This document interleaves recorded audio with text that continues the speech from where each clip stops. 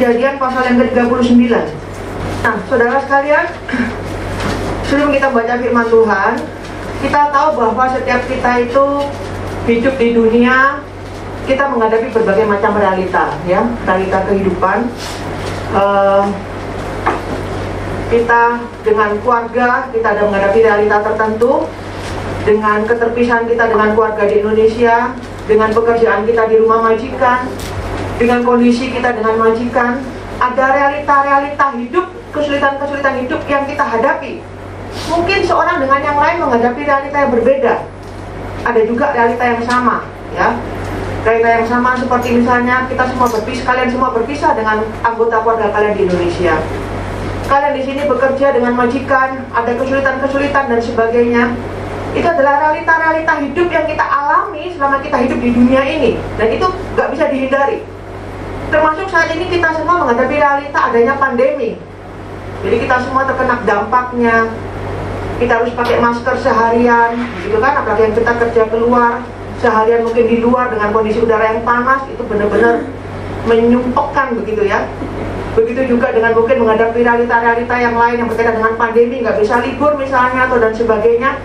Atau kondisi keluarga kita di Indonesia yang mengalami kesulitan ekonomi karena dampak ini. Jadi kita ada realita-realita yang hidup yang kita alami yang nggak mudah begitu ya. Selama kita hidup di dunia ini realita-realita yang kita harus hadapi. Nah, ada dua macam orang ketika menghadapi realitanya. Yang pertama, ada orang yang menghadapi realitanya, dia bersikap dia hidup di dalam realita. Yang pertama. Yang kedua adalah dia bersikap dia hidup seakan-akan dia di luar realita.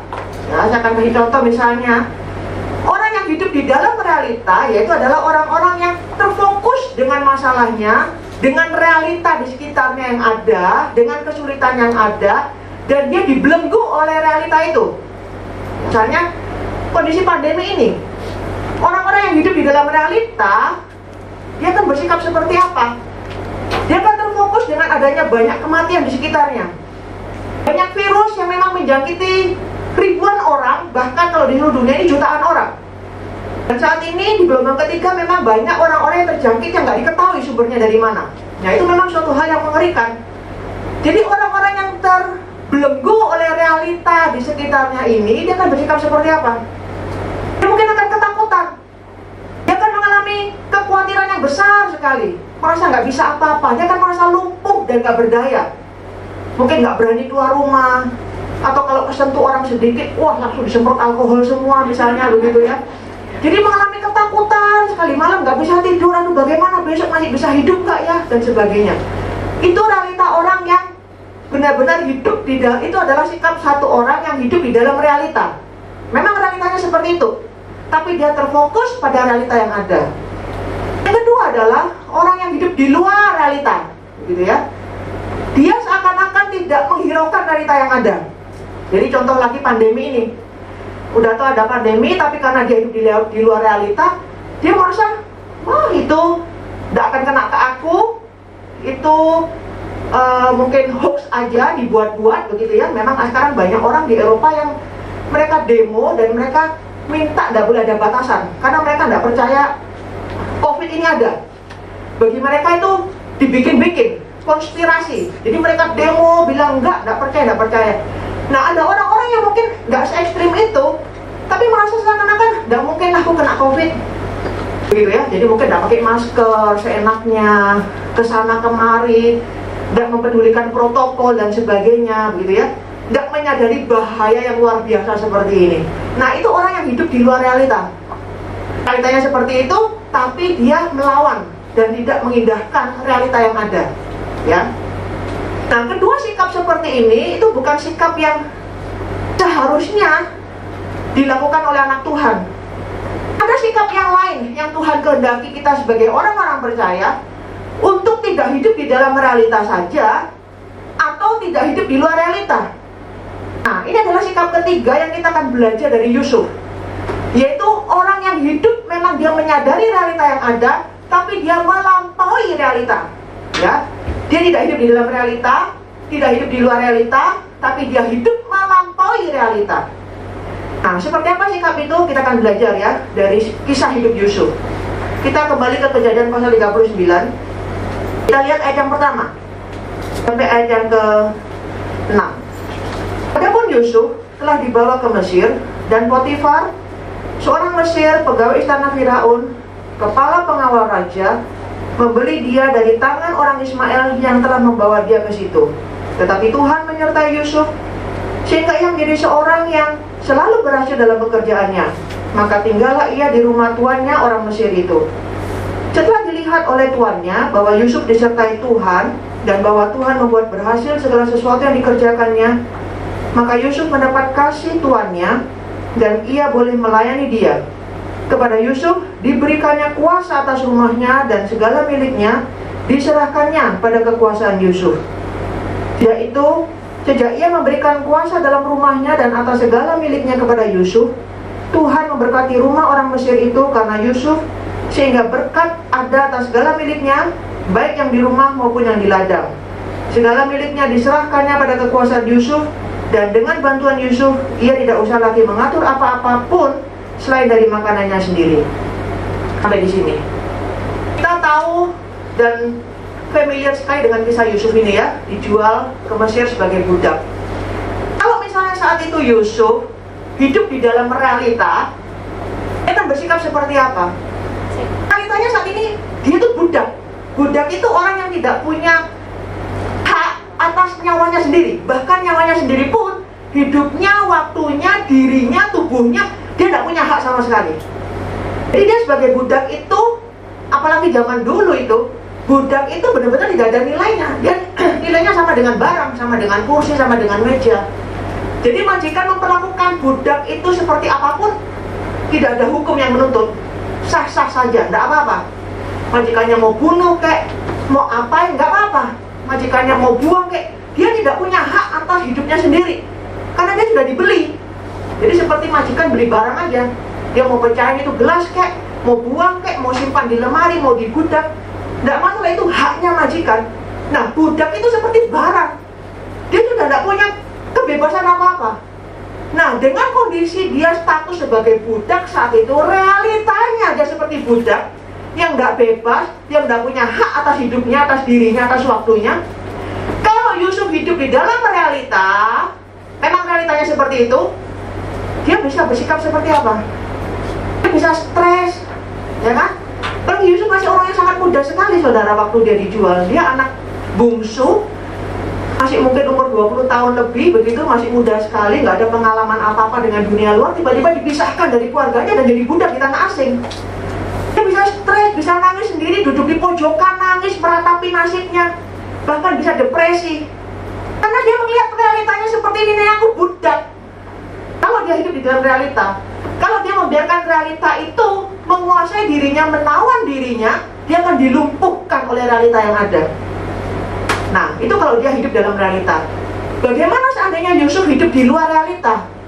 Misalnya dia memilih untuk hidup di luar realita, dia kan bersikap seperti ini. Dia itu kan anaknya tuan tanah, anak bungsu, anak kesayangan, anaknya bos. Dia punya banyak budak, di rumah bapaknya ada banyak budak, ada banyak ribuan ternak dan sebagainya. Yakub ini seorang yang kaya, Tuhan berkati Yakub, begitu.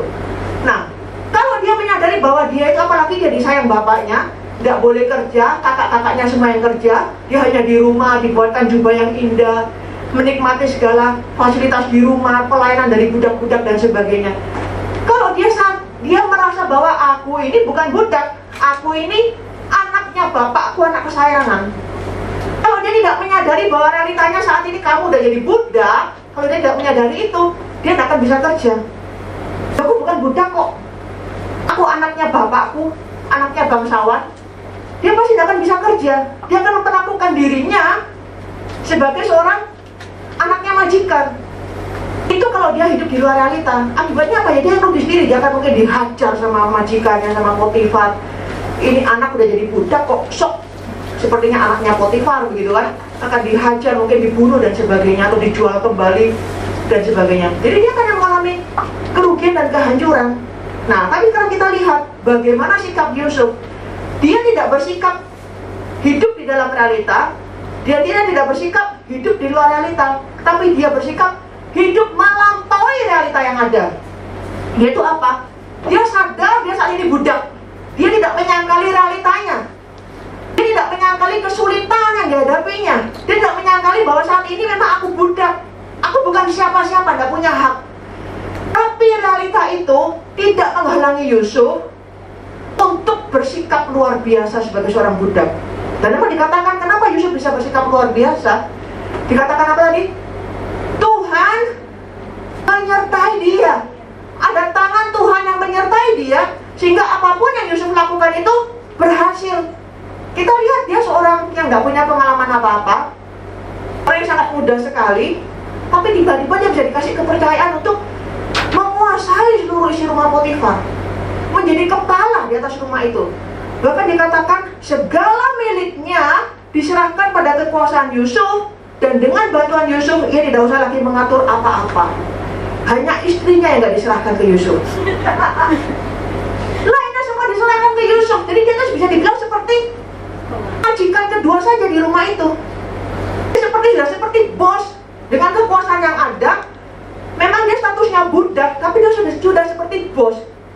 Jadi kita bisa melihat Yusuf ini orang yang sangat terampil sekali, orang yang sangat pandai sekali, orang yang sangat bisa mengatur semuanya, sehingga hati majikannya itu bisa percaya padahal ini budak loh, bukan orang Mesir lagi. Tapi hati majikannya bisa percaya, dan memang terlihat bahwa ketika Yusuf menangani rumah itu semua diberkati, semua berhasil. Ini menunjukkan apa? Satu, memang Tuhan menyertai Yusuf. Yang kedua, Yusuf baik-baik melakukan perannya sebagai seorang budak. Dia bekerja dengan rajin, dia melakukan semuanya dengan begitu baik, dengan bertanggung jawab, sehingga Tuhan berkati. Dia tidak menyendiri di pojokan nangis meratapi nasibnya sebagai budak. Dia juga tidak bermimpi bahwa dia masih anaknya majikan, bukan seorang budak. Dia sadar aku ini sekarang budak, tapi tidak berarti aku tidak bisa berbuat apa-apa karena ada Tuhan menyertai aku, dan aku tidak sendirian ada di rumah Potifar ini. Tapi ada Tuhan yang kuasanya jauh lebih besar, yang kehadirannya jauh lebih besar dibandingkan keluargaku, dibandingkan kehadiran bapakku di sini. Dan Tuhan yang akan membuat aku berhasil. Sehingga Yusuf bisa bertanggung jawab mengerjakan tugasnya. Dia bisa semangat hidup di rumah majikan ini. Dia tidak perlu menangis, muka lesu, tapi dia bisa semangat mengerjakan segala sesuatunya dengan terampil, ya kan? Sampai perawakannya yang semangat, yang manis, yang terampil itu pun memikat istri Potifar. Jadi menunjukkan Yusuf itu semangat di situ. Dia nggak lesu, dia nggak nangis, dia nggak meratapi nasibnya, dia nggak cemberut. Tapi dia bisa semangat menatap masa depannya. Meskipun tahu dia budak, mungkin tidak akan bisa selama-lamanya lagi ketemu dengan keluarganya. Tapi dia tahu ketika ada Tuhan bersama dengan dia, maka akan ada banyak hal yang Yusuf bisa lakukan. Dan Yusuf hidup melampaui realita yang ada, dan Tuhan membuat dia berhasil. Nah, kemudian kita lihat, ini nggak sampai di sini. Hidup Yusuf, ketenangan hidup Yusuf nggak sampai di sini. Dan tadi saya ceritakan bahwa istrinya Potifar tertarik kan sama Yusuf. Nah, kemudian kita lihat apa yang terjadi di ayat yang ke-7 ya. Setelah beberapa waktu, istri tuannya memandang Yusuf dengan berahi, lalu katanya, marilah tidur dengan aku. Tetapi Yusuf menolak dan berkata kepada istri tuannya itu, dengan bantuanku, tuanku itu tidak lagi mengatur apa yang ada di rumah ini, dan ia telah menyerahkan segala miliknya pada kekuasaanku.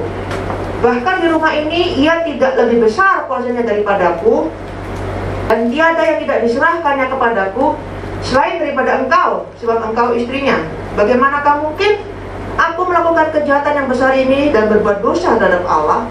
Oke, sampai di sini. Ya, sampai di sini. Nah, sekarang realita yang berikutnya yang Yusuf hadapi apa? Dia bukan hanya budak, ya bisa dibilang masalah itu dia sudah selesaikan. Realita berikutnya yang Yusuf hadapi adalah apa? Dia menghadapi godaan dari istri Potifar.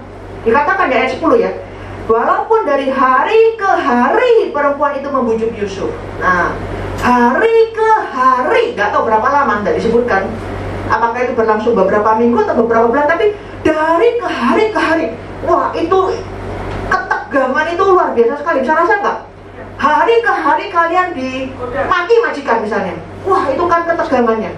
Hari ke hari kalian ditelepon, diteror misalnya. Hari ke hari. Itu menunjukkan suatu intensitas ketegangan yang luar biasa yang Yusuf bisa rasakan di situ tuh.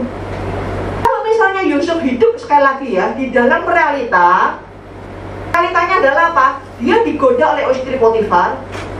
Realitanya apa? Dia budak yang nggak punya hak bahkan atas tubuhnya sendiri. Majikan berhak ngapain aja dengan tubuhnya, dengan hidupnya, dengan waktunya, bahkan dengan nyawanya. Itu realita. Kalau realitanya seperti ini, Yusuf bisa apa tuh? Pasti menyerah dengan godaan. Realita seperti ini kok. Aku punya hak apa sih atas tubuhku? Ini majikanku loh. Ya sudah, majikanku mau apa ya sudah. Meskipun dia tidak menyukai itu, meskipun dia mungkin merasa memang sebagai korban, tapi dia tetap bisa jatuh dalam dosa. Dia akan menyerah dengan godaan istri Potifar. Karena dia tahu dia tidak punya hak atas tubuhnya, atas hidupnya. Dan ini hari ke hari. Nah, sekarang kalau misalnya Yusuf hidup di luar realita, dia bersikap seperti apa? Dia mungkin tidak akan menyadari bahwa dia itu budak. Wah, ada yang menggoda aku, kesempatan, begitu kan? Aku dipercaya semua hal di sini, punya kuasa, dan ini bukan aku yang mau, misalnya begitu kan? Dia tidak menyadari bahwa dia itu budak dan sebagainya. Dia tidak menyadari statusnya sebagai umat pilihan. Dia hidup di luar realita, dia tetap akan bisa jatuh dalam dosa. Kalau hidup di luar realita, mungkin dia akan melakukan itu dengan suka. Kalau hidup di dalam realita, tetap jatuh dalam dosa, tapi dia mungkin melakukannya tidak dengan suka hati, tapi tetap jatuh dalam dosa. Gitu. Tapi sekarang Yusuf, dia sadar ini realita, tapi dia tidak hidup di dalamnya, tidak dibelenggu oleh realita, tidak dilumpuhkan oleh realita yang ada, tapi dia melampaui realita. Sehingga responnya dia bilang apa? Ada Tuhan di sini, dan Tuhan itu, keberadaan Tuhan itu yang mencegah dan membuat Yusuf untuk tidak melakukan dosa itu. Karena dia hidup melampaui realita. Betul, aku budak, aku tidak punya hak atas tubuhku sendiri, tapi ada Tuhan di sini yang menyertai aku.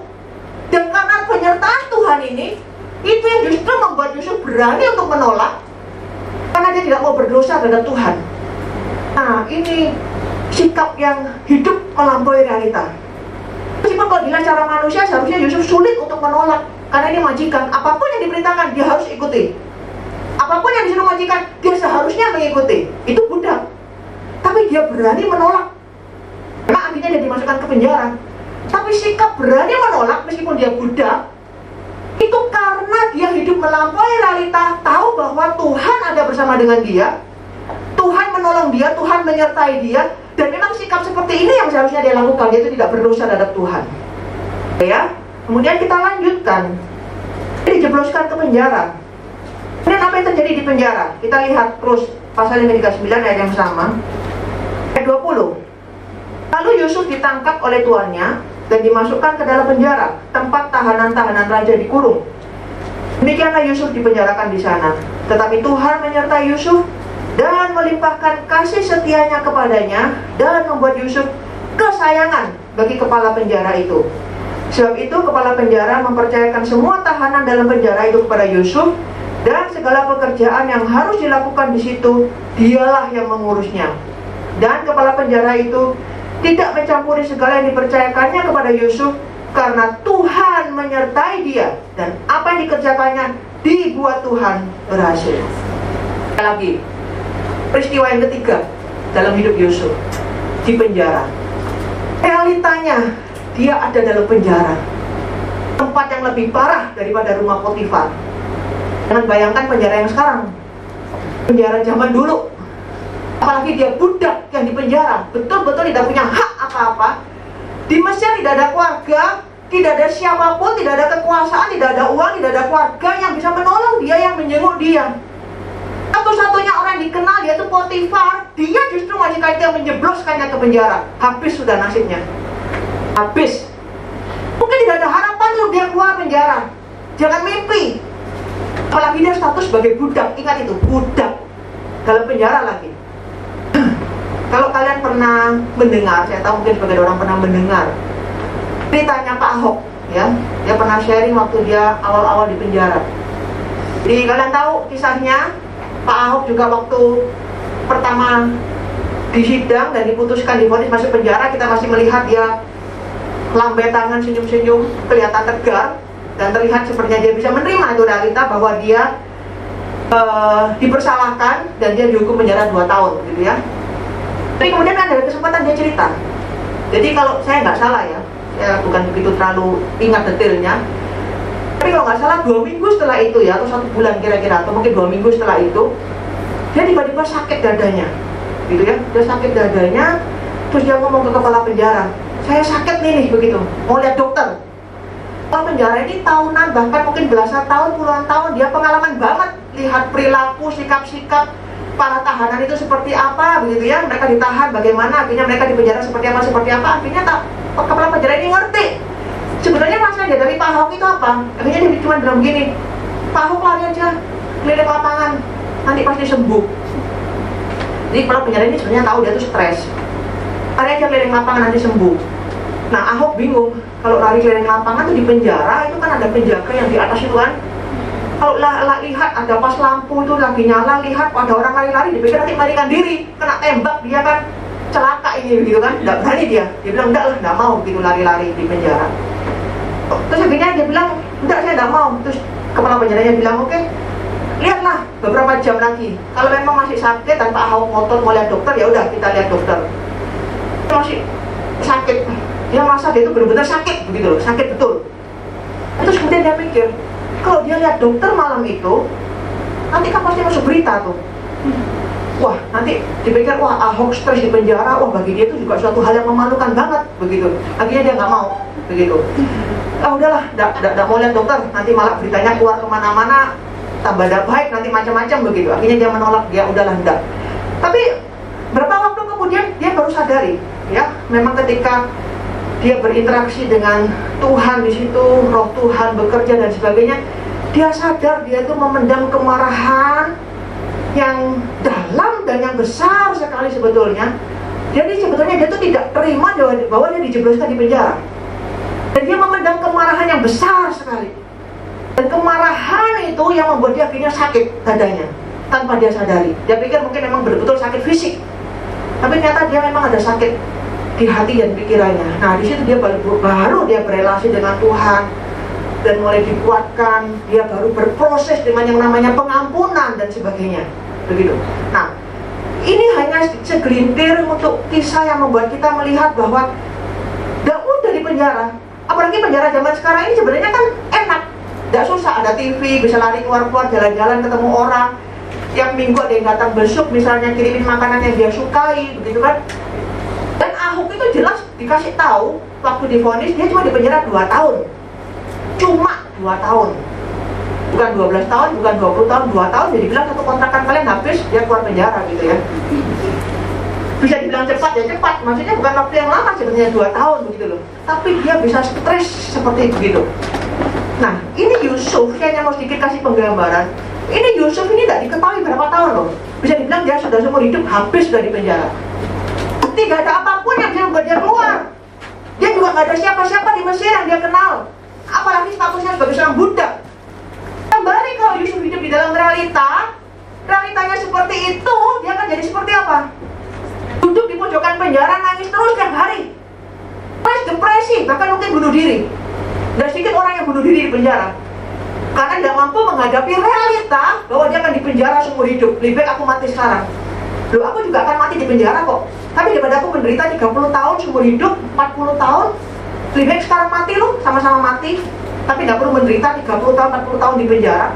Banyak, tidak sedikit orang yang bunuh diri di penjara, stres dan sebagainya, atau bahkan gila, hilang ingatan dan sebagainya. Tapi Yusuf kita lihat, dia bukan orang yang hidup di dalam realita. Dia tidak membiarkan realitanya sebagai budak dan sebagai tahanan menawan dia dan melumpuhkan dia. Tapi dikatakan kembali apa?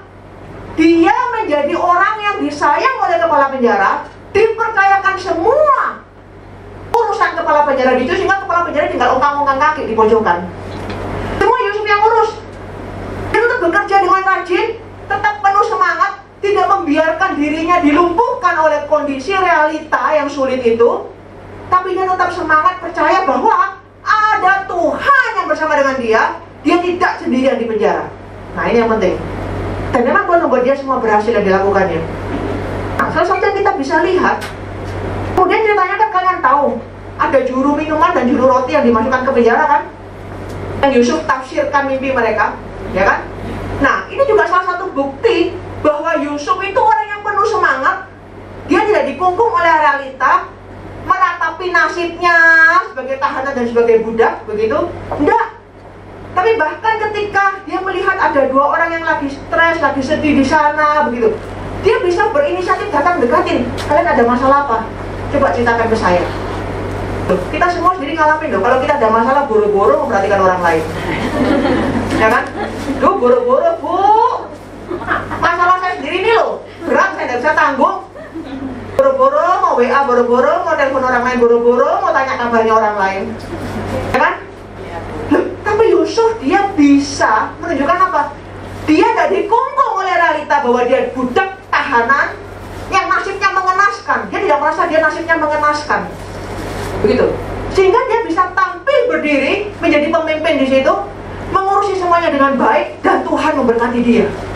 Dan dia pun bisa berinisiatif untuk menanyakan kabar orang. Dia bisa punya pengharapan bahwa meskipun secara manusia dia tidak mampu dengan lingkungan seperti itu, tapi kembali pemahamannya bahwa dia tidak sendiri, tapi ada Tuhan bersama dengan dia. Itu segala-galanya bagi Yusuf. Itu yang membuat dia kuat, itu yang membuat dia berani, itu yang membuat dia bersemangat dan melakukan perannya dengan baik dan luar biasa. Karena kalau ada budak, ya memang kita tidak tahu sejarah cita-cita lain ya. Tapi kalau kita lihat cita-cita, ada budak yang dipercayakan begitu luar biasa seperti Yusuf itu, punya kemampuan seperti ini dan sebagainya. Kalau memang bukan Tuhan, satu memang Tuhan memberkati Yusuf, menyertai Yusuf, tapi Yusuf sendiri juga melakukan perannya. Dia bekerja dengan rajin, dengan baik, dengan penuh tanggung jawab, begitu, dengan inisiatif, sehingga ini semua yang disayang oleh majikan dimanapun dia berada, entah dia di rumah majikan Potifar, entah dia di penjara, begitu. Nah, kita lihat orang yang hidup di dalam realita dengan orang yang hidup di luar realita, dengan orang yang hidup melampaui realita, itu mereka punya fokus dan respon itu berbeda. Ya. Kalau orang yang membiarkan dirinya hidup dalam realita, ditawan oleh realita yang ada, fokusnya itu adalah pada memang realita ini, pada kesulitan ini, pada masalah ini, begitu. Karena fokusnya ke sana. Dia kan bilang, ya realitanya kan aku budak, realitanya kan aku ditawan sebagai tahanan. Yang diomong itu, yang menjadi keluhannya itu ya pasti memang realita kesulitan ini. Realitanya kan sekarang majikan saya jahat, Bu. Realitanya kan saya sekarang cuma BMI. Realitanya kan sekarang saya sendirian, gak ada orang yang mengerti saya atau yang bisa memperhatikan saya dan sebagainya. Realitanya kan saya sekarang cuma sendirian, begitu. Jadi kita hanya fokus pada realita. Realitanya kan sekarang tubuh saya sakit. Realitanya kan sekarang saya sudah usia segini nih. Ya. Jadi yang kita omongkan, kita keluhkan itu adalah apa? Realita. Realitanya gaji saya cuma segini, Bu. Realitanya teman-teman di gereja itu memperlakukan saya seperti ini nih. Jadi fokus kita tuh hanya realita. Itu orang yang hidup memang di dalam realita, membiarkan dirinya dikungkung oleh realita. Realitanya karena saya ini sibuk, gak bisa bekerja, selalu bekerja, gak ada waktu untuk saat teduh, Bu. Realitanya memang saya sibuk, begitu. Gak ada waktu untuk berdoa. Realitanya seperti ini, kesulitannya seperti ini, masalahnya seperti ini. Jadi memang yang diomong, dikeluhkan cuma realita. Itu orang yang memang hidup di dalam realita. Nah, bagaimana fokus orang yang hidup di luar realita? Fokusnya adalah pada diri sendiri. Saya, dan saya. Kan? Saya ini kan anaknya bos, bukan budak. Saya kan mau nyaman, sumpah saya pakai masker terus. Saya kan mau bebas, saya kan mau menikmati. Saya kan juga orang. Masa majikan nggak ngerti saya? Ya saya lawan dong. Saya kan juga manusia, saya kan juga punya hak. Nah, saya. Saya kan butuh waktu untuk menikmati hidup. Sekali-sekali nggak ke gereja kan nggak apa-apa. Gitu kan? Jadi fokusnya hanya pada saya. Saya butuh disenangkan. Saya butuh menikmati juga. Saya juga orang. Saya juga punya hak untuk ini. Saya kan juga punya hak untuk diperhatikan. Begitu. Jadi ketika ada masalah, ya akhirnya kembali ke saya dan saya. Itu menjadi fokus. Tapi orang yang hidup melampaui realita, jadi fokusnya itu Tuhan. Ya tadi waktu Yusuf digoda oleh istrinya Potifar, yang dia keluhkan itu apa? Dia nggak bilang, ya aku ini budak, terjadilah padaku seperti yang tuanku mau, begitu kan? realitanya aku digoda, sulit sekali terjadilah padaku, begitu. Dia nggak bilang seperti itu, atau dia juga nggak bilang seperti ini. Ya aku kan laki-laki, aku kan manusia. Aku kan juga butuh. Ya kan? Itu kalau dia hidup di luar realita, dia kan bilang seperti itu. Tapi karena dia hidup melampaui realita, dia bilang apa? Tuhan ada di sini. Bagaimana mungkin aku berbuat dosa terhadap Tuhan? Fokusnya beda. Yang dia omong itu beda, yang keluar dari mulutnya beda. Hanya menjadi cara berpikir yang menentukan perilakunya itu juga berbeda. Dan bahkan kita lihat di Kejadian pasal yang ke-50. Ini ayat yang terkenal sekali yang kita semua sudah tahu. Kejadian pasal 50 ayat yang ke-20.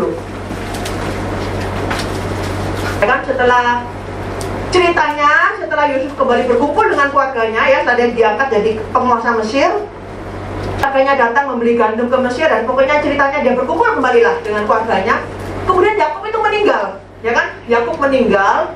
Setelah itu saudara-saudaranya tuh takut, ya kan? Takut, kemudian mereka minta ampun kepada Yusuf, gitu kan? Takut Yusuf balas dendam. Nah, ayat 20 Yusuf bilang apa? Memang kamu telah mereka-rekakan yang jahat terhadap aku, tetapi Allah telah mereka-rekakannya untuk kebaikan dengan maksud melakukan seperti yang terjadi sekarang ini, yakni memelihara hidup suatu bangsa yang besar. Jadi jangan takut. Nah, dia bilang begitu. Kalau lihat, nah ini contoh lagi. Saudara-saudara Yusuf itu adalah orang yang hidup di dalam realita. Padahal waktu itu mereka sudah pernah saling peluk-pelukan, minta ampun dan saling memaafkan. Pernah ya waktu saling Yusuf, dimana Yusuf membuka dirinya, aku ini Yusuf, begitu ya. Dan saudara-saudaranya akhirnya mengenali. Di saat itu mereka sudah pernah peluk-pelukan, saling menangis dan sebagainya. Tapi saudara Yusuf ini masih dibelenggu realita. Nah, ini contoh orang yang hidup dalam realita. Mereka melihat, oke, Yusuf memaafkan karena mungkin bapak masih ada nih, bapak masih hidup, aman, ada bapak sebagai jaminan penanggung. Tapi sekarang faktanya, realitanya, bapak sudah mati. Jadi Yusuf bisa berbuat apa-apa lagi untuk memang membalas dendam. Sudah gak ada bapak yang dia takuti, yang dia segani. Sudah gak ada bapak yang bisa melindungi kita lagi nih. Realitanya sekarang bapak sudah mati. Realitanya Yusuf jadi penguasa Mesir, dan kita ini tidak punya kuasa apa-apa. Realitanya kita telah melakukan suatu dosa dan kesalahan kepada Yusuf, dan Yusuf punya hak untuk balas dendam. Itu realita. Jadi karena mereka dikuasai oleh realita, dikungkung oleh realita, mereka ketakutan. Aduh, gimana nih kalau Yusuf ambil balas dendam? Nah, makanya mereka datang ke Yusuf minta ampun lagi. Tapi kembali, Yusuf bukan orang yang hidup di dalam realita dan dikuasai oleh realita, bahwa dia pernah disakiti, dia pernah dijual, begitu. Tapi dia hidup melampaui realita, tahu bahwa Tuhan izinkan semua itu terjadi untuk maksud seperti ini, yaitu memelihara bangsa yang besar karena waktu masa kelaparan, begitu. Jadi kembali fokus Yusuf ke siapa? Ke Tuhan. Dia nggak bilang aku. Dia nggak bilang, ya aku sudah dilukai, aku sudah terluka. Kalian nggak tahu rasanya waktu dulu jadi budak di rumah Potifar itu seperti apa. Kalian nggak tahu waktu aku dijebloskan ke penjara itu seperti apa. Aku sudah terluka. Itu kalau dia fokusnya ke aku. Kalian nggak tahu rasanya jadi budak itu dilakukan majikan seperti apa, di rumah tahanan seperti apa, diperlakukan para tahanan yang lain seperti apa. Itu kalau fokusnya pada realita. Dipisahkan dari bapak, aku sendirian, aku ketakutan. Realitanya aku dari tanah asing sebagai budak. Itu kalau dia fokus pada realita. Tapi dia enggak. Responnya, dia tidak berfokus pada kesulitan yang pernah dialami, tidak terfokus kepada dirinya yang pernah dilukai dan dirugikan, tapi dia berfokus pada Tuhan. Semua perjalananku, semua proses ini ada tangan Tuhan, ada jejak Tuhan, ada kehadiran Tuhan. Dan semua ini terjadi karena Tuhan punya maksud yang besar. Jadi dia bisa berfokus ke sana. Itu yang membuat dirinya kuat, itu yang membuat dirinya bisa mengampuni, itu yang membuat dirinya bisa berhasil mencapai tujuan Tuhan atas hidupnya. Karena kita mudah sekali untuk hidup di dalam realita, bukan? Memang kita lemah. Realitanya seperti ini, Bu. Kondisi hidupku, kondisi keluargaku, kondisi keuanganku, kondisi majikanku, realitanya seperti ini. Kalau kita hidup dalam realita, kita akan dilumpuhkan dan kita tidak akan bisa berbuat banyak. Kita tidak akan berani melakukan apa-apa karena kita tahu kita seakan-akan, ya memang aku harus terima. Emang gimana lagi, memang realitanya seperti ini kok. Kita nggak bisa berbuat apa-apa.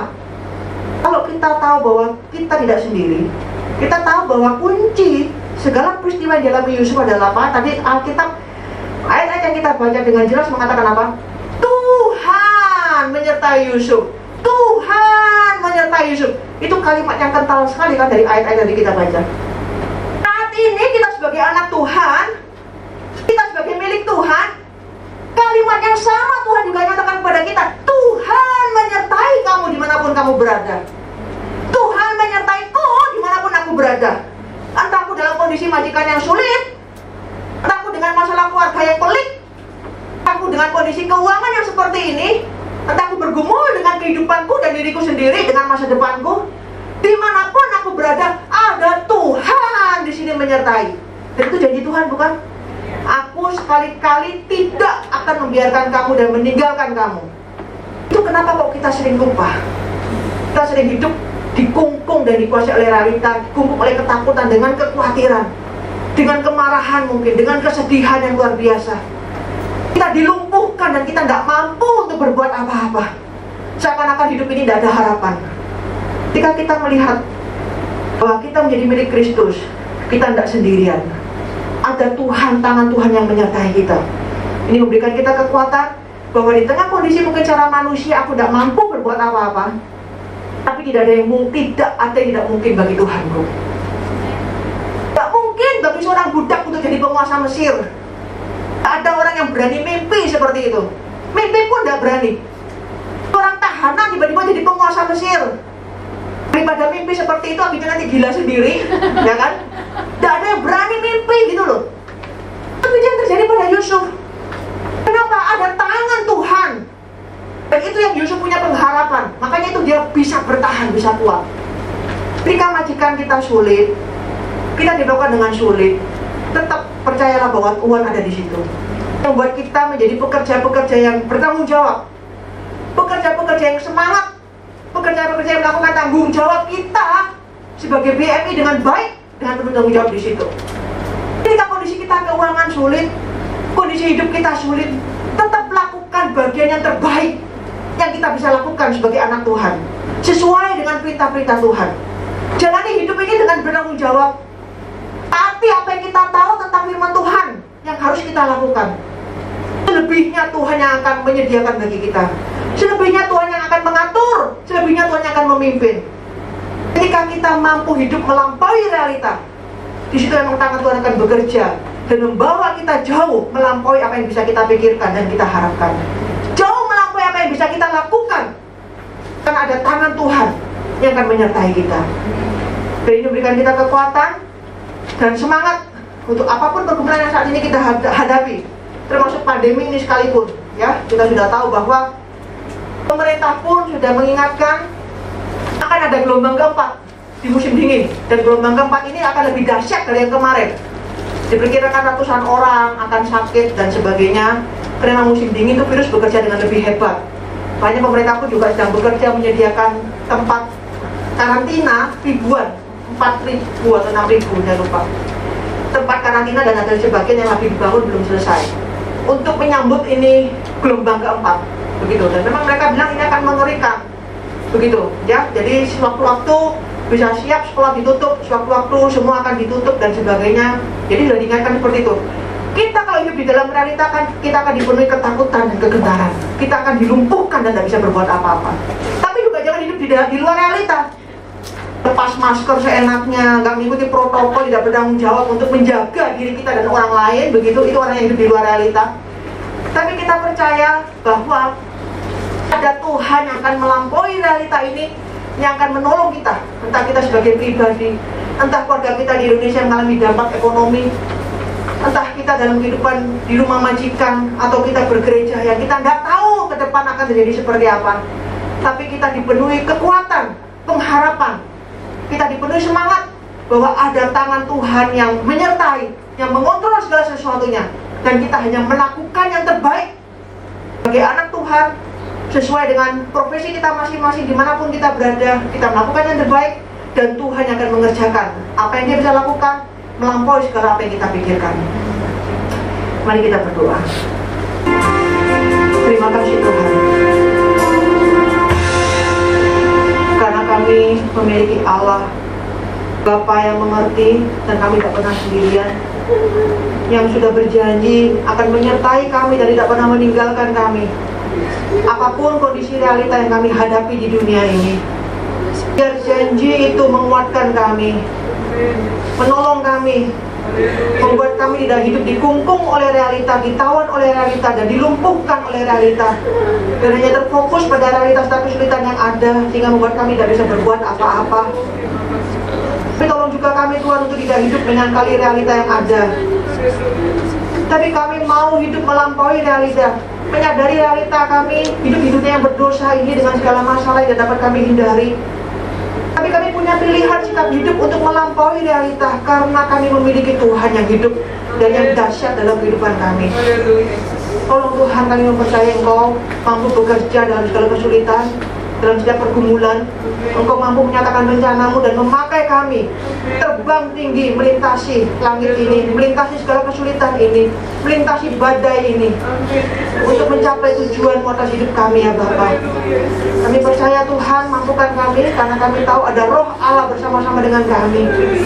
Dalam kesulitan apapun kami untuk mampu memandang kepada Tuhan, dan itu akan menguatkan kami untuk bersikap sebagaimana seorang anak Tuhan yang sudah dimenangkan, diperdekakan oleh Tuhan untuk menjalani kehidupan ini. Terima kasih ya Bapa, karena Tuhan baik, Tuhan menolong kami. Dalam nama Tuhan Yesus kami berdoa dan bersyukur. Amin.